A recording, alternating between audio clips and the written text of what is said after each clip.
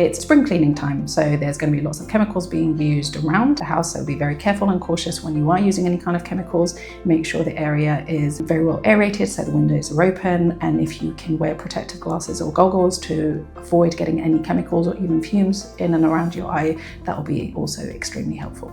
This time of year, when people are spring cleaning their homes, their cars, they're getting rid of stuff, one of the things that may crop up is dust in the air. Dust can potentially lead to allergy symptoms or even uncomfortable, dry, tired eyes, especially patients that wear contact lenses. So if you don't wear daily disposable contact lenses, which are the best lenses when it comes to comfort as well as reducing the risk of infection, then please make sure you don't overwear your contact lenses beyond the recommended period. So if they need to be changed every 2 weeks, then do change them every 2 weeks.